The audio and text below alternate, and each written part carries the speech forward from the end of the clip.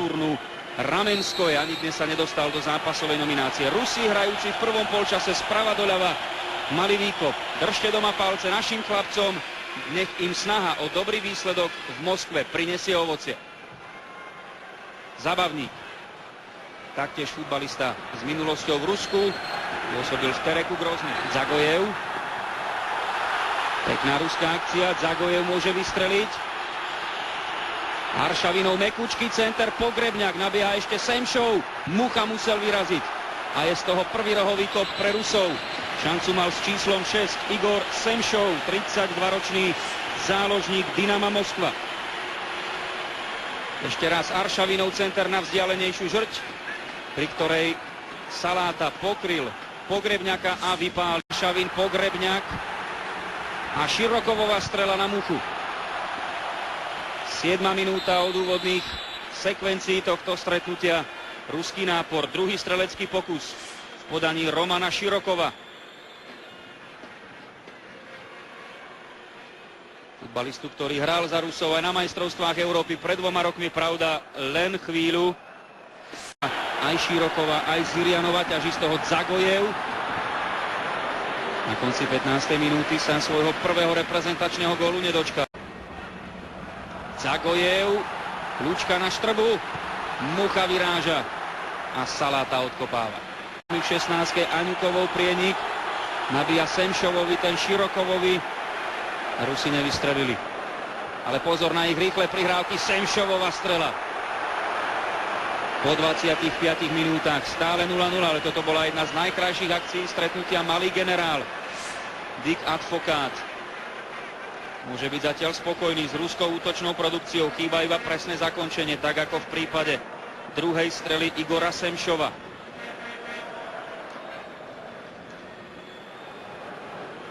Položko atakuje ruskú rozohrávku, donútil Akinfejeva ku hrubej chybe. Stoch, sme tam s 5 hráčmi, Stoch!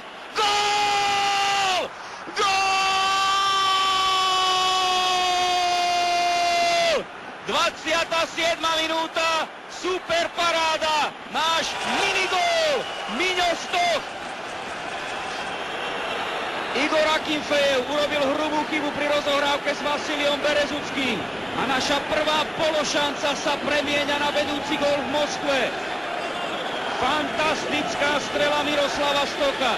Ukázal teraz špecialitu, ktorou tak výrazne operoval v predchádzajúcej sezóne holandskej Eredivisie vo farbách majstrovského Twente Enschede. Krátka kľúčka proti Vasiliovi Berezuckému a nechytateľná strela do ľavého horného rohu. Vyhrávame v Moskve. Stochová strela bola ešte mierne tečovaná Berezuckým, ktorý si takto nerozumel so svojím dlhoročným spoluhráčom z reprezentácie a z klubu z CSKA Moskva s Akinfejevom. A vyhrávame 1-0. Teraz prehrávajú rovnakým pomerom so Slovenskom. Žirkov prvá žltá karta zápasu, keď sa Kucka vyhol Ignaševičovi a Žirkov ho zozadu nekompromisne skopol. Teraz pokus o priame ohrozenie Muchu.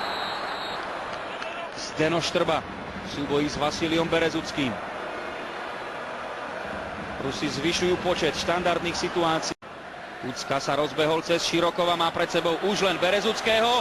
Pekné kľúčky, strela na Akinfejeva a potom ešte veľký dôraz Juraja Kucku, za ktorý zaplatil faul. Hráčov do pokutového územia súpera. Frank de Blekere dodržal 60-sekundové nadstavenie prvého polčasu.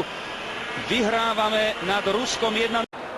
Zatiaľ naši s 2 streleckými pokusmi na súperovú bránu. Chyba Ignaševiča proti Hološkovi, ktorý sa rúti do šance. Stoch išla.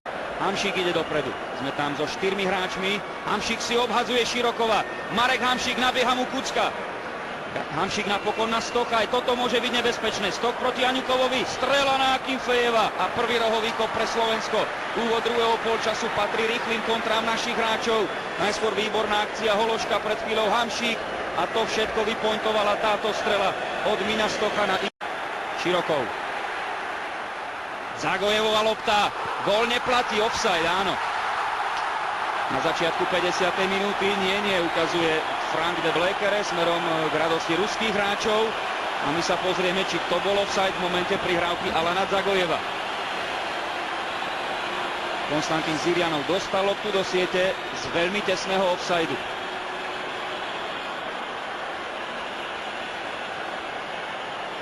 Aj Pogrebňakovi by bol zrejme. Ešte raz Filip Hološko z veľkej diaľky. A Akinfejevou jasný dotyk, takže napravo má Karhana. Filip ide sám, perfektná kľúčka na Berezuckého, už je v 16. Filip Hološko a pred ním Akinfejev. Ešte raz vidíme, ako Škrtel zblokoval strelu Bystrova.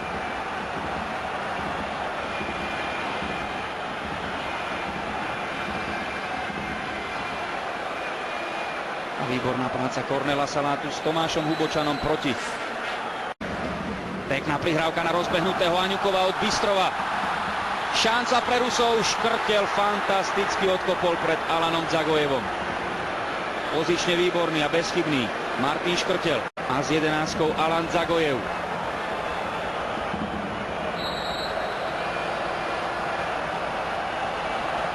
Dzagojevová strela, Mucha výborne, ešte šanca pre Rusko, Mucha to vyriešil a odkopol Zabavník. Stále vyhrávame 1-0. Jano Mucha schytal úder do tváre vo vzdušnom súboji a De Blekere teraz prerušuje hru. V 16 zostáva aj Kornel Saláta na zemi. Ešte raz sa pozrieme zrejme na tú situáciu, keď Mucha vyrazil prudký priamy kop od Alana Dzagojeva. Tu je tá situácia. Potom ešte snaha o volejovú dorážku, bol z toho koníček od Romana Širokova.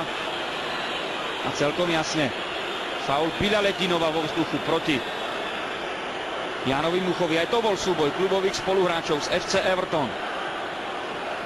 Teraz to vidíme vo vzduchu. Mucha proti Biľaletdinovovi.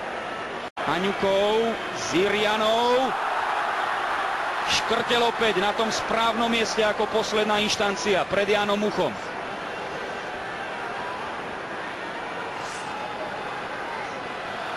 Ešte raz sa pozrieme, ako Martin zamedzil v tom, aby Zirianov našiel voľného Biľaletdinova. Jendrišek našiel Hamšíka s mestromi hráčmi v 16. Marek na Hološka. Hološko ešte sa dostane k lopte, už sa nepretlačil. Ktorý chce zastaviť súpera, nemusel. Vyhrávame v Rusku 1-0. Slovensko zvíťazilo nad zbornou komandou. Dobíjame Moskvu a máme na konte 6-bodový vstup do kvalifikácie majstrovstiev Európy 2012. Malý generál Dick Advokát je porazený. Slovensko zvíťazilo v Moskve nad ruskými futbalistami 1-0. Náš futbalový rok 2010 má krásne kontúry. Vlado Weiss po postupe do 8 finále majstrovstiev sveta v Južnej Afrike zaznamenáva 6-bodový začiatok bojov o majstrovstvá Európy v Poľsku a na Ukrajine. 2 góly nám postačili na víťazstvá proti Macedónsku a proti Rusku. Vďaka zásahom Filipa Hološka a Miňa Stocha sme zdolali Macedóncov aj veľkých ruských favoritov. Nebýva to často, aby Rusi v Moskve vo svojom hlavnom meste prehrali kvalifikačný zápas, ale dnešok je výnimkou. Radujte sa doma z ďalšieho krásneho výsledku. Na Slovensko posielame trojbodový pozdrav z Moskvy. Rusko, Slovensko 0-1.